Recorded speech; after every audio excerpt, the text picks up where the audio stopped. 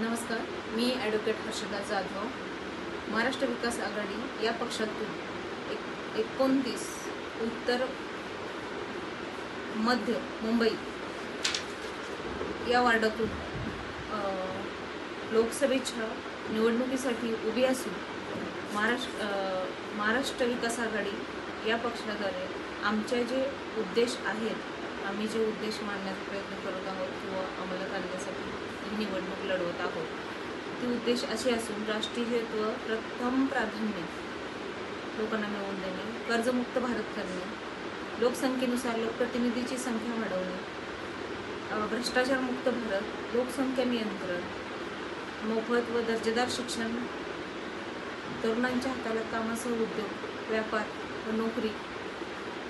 देव, धर्म, जात पात, पंथ, भाषा, लिंगभेद विरहित राजकारण करणे,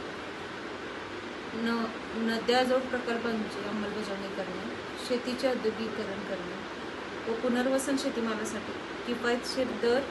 तरुणांच्या हाताला कामासह उद्योग व्यवसाय व पूरक प्रशिक्षण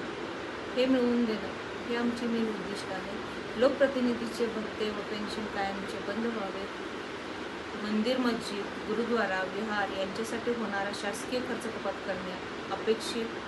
उपेक्षित वंचित विस्थापितांसाठी सत्ता ही आमची प्रमुख उद्दिष्ट असून आम्हाला ती या लोकसभेच्या निवडणुकीतून निवडून दिल्यानंतर